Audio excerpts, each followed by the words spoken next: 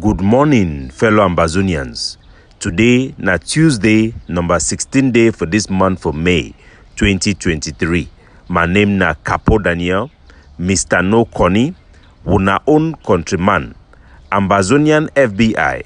I don come once more with our daily podcast, a program where it bring una the truth, it bring una meaningful information, fact-based analysis for help we as we waka for this journey to our freedom, to the independence of Ambazonia. Good God-fearing people, now only 4 more days a day before we go to reach the day for national mourning, the day for calamity, the day where La Republique du Cameroun they be decide for transform a so-called experiment of a Njumba no be married type of situation where Ambazonia be get with La Republique du Cameroun into a full-blown annexation, transforming itself into a recolonization situation where we don't find our people today where they suffer under a subjugation war from the Republic of Cameroon. Now for this day, for 20th May 1972, where the president of the Republic of Cameroon, Amadou Ahidjo, where he also be been the president of the Federal Republic of Cameroon, he be decide for carry which way he call them say a referendum, where they be vote for inside their parliament for Yaoundé, for dissolve the Federal Republic of Cameroon, where be been a so-called coming together for the two territory. One, the French Cameroon, a former United Nations Trust territory, where we get the independence for 1st of January 1960, with the former British Southern Cameroon, where it changed its status from a trusteeship under the British administration to become a federated state within Cameroon on the 1st of October 1961. For that day, for 20th May, La Republique du Cameroun, they carry out an illegal referendum for their parliament, where we include members of parliament from Buea, for vote for transform and dissolve the Federal Republic into a unitary state. That day, na iwe La Republique, idan name am say, na the Fête Nationale, or the Unity Day, or the National Day, where they celebrate them on the 20th of May, every year since 1972. For us, the people of Ambazonia, na the day for the big dissolving, the big manifestation of Cameroon intention to absorb the former British Southern Cameroon, today Ambazonia, into their own country. We have been debating to and forth, and I've had wonderful discussion with patriots and veterans of our territory and intellect about the questions of our identity. In my engagement, after the pre-talks with international partner, several mishaps that have been underlooked by Ambazonia have been pointed out to me. One of the issues is the incompatibility with the narrative of the Ambazonian struggle and international law, something Gojidinka, I think, had best addressed and legally defined. I will be looking out for Gojidinka for an interview on this question as we approach the 20th May of this year, 2023. We must educate ourselves and know the truth, know how international law works and how compatible is our case, especially when we say our case is a just case. We should know the truth, and we should never be afraid to know the truth, because that is the only way it will help us to position ourselves in a manner which can lead us to our freedom. Gojidinka was the first activist who invoked the restoration law that claims Cameroon secession from that union by this act of the referendum in 20th May 1972. I'll be reaching out to Gojidinka to have an interview to shed more light to this to our people, so that our people should know the facts from myth and the misconception that have been promulgated within the Ambazonian struggle that have now been rejected and be seen as the main reason why the international community, for the most part, have been saying that we are trying to create a new country. That and more will be coming your way by the 20th of May this year. We are calling on all Ambazonian people to boycott every activity that is organized for this 20th May and to stay at home to observe a lockdown day on 20th May. It is a day for mourning. It is a day when we cry the disappearance of not just the one star in that Cameroon flag, but the disappearance of our state sovereignty. And all these differences will be brought to our people to understand the difference between state sovereignty, a national sovereignty, a sovereign state, a nation state, a country, and a territory, and all these different terminology will be presented in our people in the best language that they understand, our national language, the Pidgin English. The Ambazonian Liberation Movement, as I've said within the past month, have been transformed, the various groups, into political parties, and all of them are in a state of a vegetative state, where every matter that arises of national interest, our groups have become famous to distancing themselves. Anything that is of national consequences, international consequences, all Ambazonian factions will come out and say, I distance myself. I distance myself. You cannot choose to be responsible only when specific things that benefit your group happens. And every time something do not benefit your group, you distance yourself, or you shy away and bend your head inside the sand. Whether it is the issue of education, a primary issue in our struggle, all Ambazonian factions, all Ambazonian leaders of the various movements that constituted SCACUF, the constituent member that initiated this our struggle since 2016, have been all transformed into vegetative state.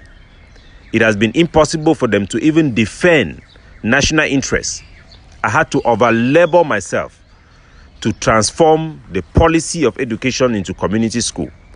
And in this light, I'm informing Ambazonians that any community school, private school that will participate, or mission school that will participate in 20th May, their community status will be revoked and those schools will be banned from carrying out activities in Ambazonia next year. It has been almost impossible for Ambazonian movement to move forward because we have become so partisan, so group-oriented, groupism, that we have been paralyzed in carrying out our responsibility to educate our people and to make critical decisions, or even to communicate to the world in any meaningful way.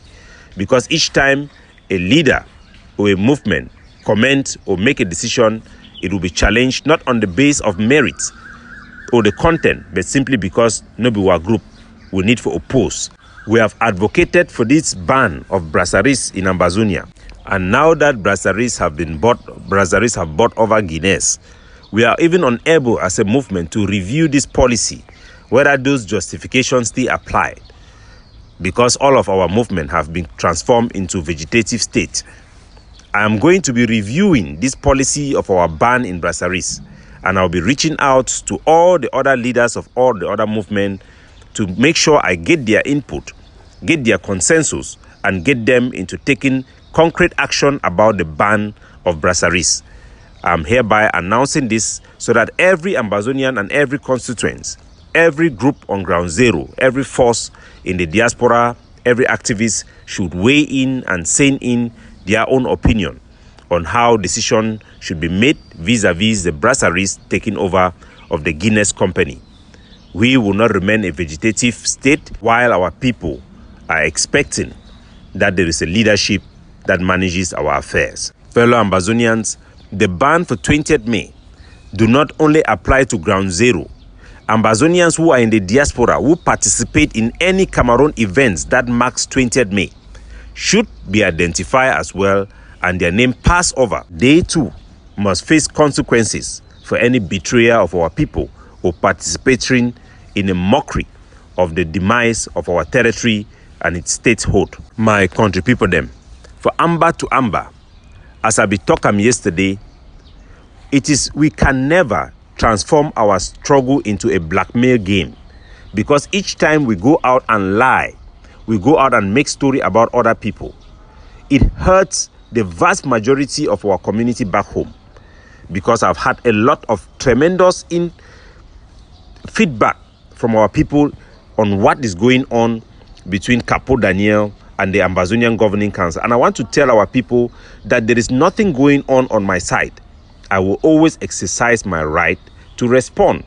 It is up to the few, I will call it few individuals within that organization who have taken themselves to blackmail me. Each time they go out to put up a lie or a blackmail, I will come and I will respond with the correct version. Yesterday, members of the AGOFC have come out with two statements again. One is that me, Capo Daniel, I was trying to, make a talk for our language for our people them, for corner la Republique du Cameroun delegates them forget their number. I want to tell our people and say, me, Capo Daniel, I was elected and designated as the member of the communication committee from the first encounter with La Republique during our negotiation. The first committee that was created was the committee for communication. I and Cousin Anyangwe, with two La Republique du Cameroun officials, were in that committee with the Canadians, Deputy Minister of Foreign Affairs. So by the nature of our job, we are consulted on matters concerning communication, and therefore we must communicate to have an effective, to get our job done effectively. So nevertheless, those communication to and forth were conducted via the Canadian Deputy Minister. So there was no direct communication with me from the part of La Republique, unless they do so through the Canadian minister who gets to me on matters of communication. That is why I was deeply involved in determining how the communication was supposed to go. But unfortunately, all throughout this negotiation process, while the Cameroon government, their delegates will finish and go and meet their leaders or their principal, both in the Prime Minister's office and their President's office, we as delegates of Ambazonia, we never had the chance to sit together as delegates and retrospect with the leaders that we represented for Ambazonians' sake. We never, even a single time, because every leader was holding their own delegates like their own personal property to telecommand them and show their own small power on the floor of negotiation. And yes, indeed, I got the number of the Cameroon delegate, and that was as a direct result of Dr. Cho's request for me to make sure that I establish that communication line with them.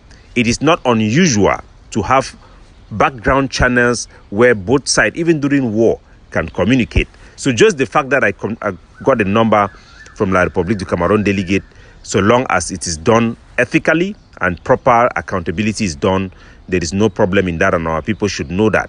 As a matter of fact, it was the vice president of the AGOFC who stormed the floor without any proper mandate from the other delegates and brought in his francophone muyo on the floor of negotiation that the APLM almost went gaga. So it be useless for begin try for blackmail people for things like this. Even when the other statement they made was that Capo Daniel I be go congratulate Paul Biya, so it means say I be the work with La Republique. Our people should stop entertaining this nonsense, because when you don't think, people will try to manipulate you. This is what our people have to know. I am not only an enemy with La Republique. I am me and Dr. Cho Ayaba, we are the latest two people that La Republique have streamlined and reduced their list to two, that they have sent out diplomatic mission to go and fetch in the diaspora. Just me and Dr. Cho Ayaba. So it is foolishness for him to be sending people to attack me, or for us to be at each other's neck. It's just foolishness. Because when the enemy is trying to get two of you, the last thing one wants to do is to be deceiving the other people that one is working for the enemy. And to claim that because I said that Ambazonia can face a possible total loss scenario, it means that I've been corrupted. That is nonsense.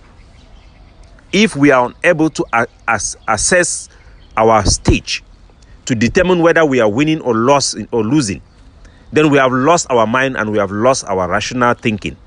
We must always be willing to confront the bitter truth, whether we are winning or not, and make conscious decision on how to avert loss and how to put ourselves on a winning paddle. There have been 4 times in our liberation struggle when I have come out to tell our people that we are losing and we may face a complete loss. There are 4 times. If it can only be remembered now by the few people in the AGOFC who are in this, their so-called new blue and white army, then it is a disgrace on them, and it reflects on their own attitude that have turned off a lot of people in this our struggle. But this is what our people should know about this latest blackmail scheme. When I went out to congratulate Paul Biya, I didn't do so on my own. As a matter of fact, it was Dr. Cho Ayaba who commented that I should take this move. And the whole purpose was to catch Biya to hold his foot on the fire and make it impossible for them to reverse, and also to change the narrative within the Cameroun circle, which is very important for us to influence. This is the statement Dr. Cho Ayaba gave me to go out there and put it out. He says, made this statement: to declare war was recklessness. To come to negotiate was courage. To seek for negotiation is courage. So he was basically telling me to go and tell Paul Biya that he is courageous to come and negotiate. And I went out to make the statement, and I did. And when I made that statement, the base of the egg of C went gaga. But leadership should be able to take certain decisions, make certain compromises in position and posture in order for the benefit of the country and the movement. But surprise, surprise, when the base of the movement was going to scramble over Capo Daniel, that Capo Daniel have congratulated Paul Biya, in the Ambazonian Governing Council community, it was Dr. Cho Ayaba who was castigating me. He never came up to the cabinet or to the community to tell them that actually this was a good move diplomatically. It actually have a positive influence, a very powerful positive effect on the diplomatic corps and for Ambazonia within La Republique du Cameroun. But because he wanted to please the base, he came out and was criticizing Capo Daniel that you can never say this without any explanation to our community. So a leader that does this to his toppest deputy, what do you expect? And all these things have been accumulating. So they should stop trying to blackmail or trying to paint Capo Daniel, because go and ask Fru Johnson and Sako for anybody who have tried to target me. You cannot attack somebody who is honest and succeed. You cannot use lie to destroy somebody. You will end up destroying yourself. So the egg of C should stop this nonsense. And those who are being sent ahead to come and lie and make this blackmail, to go ahead and be campaigning against Capo Daniel, they should understand that since they are doing this thing, they have actually lost relevance. Go and check the record. All these that blackmail have cut down the ear they have from the Ambazonia people by more than half, and have more than doubled the ear our people are paying attention to me. Because this pain that they are giving me today, they have given it to many people. So we should stop this. They should stop this thing, this provocation. Our people deserve some tranquility in this moment and a focus as we struggle to liberate them. There are information that they will have it anyway, but not in this manner. So stop the provocation, because you will only get a response.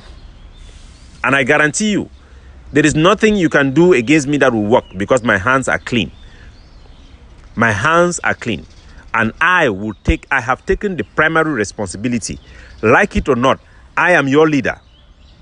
And I will lead the Ambazonian people, because we are now in a vegetative state.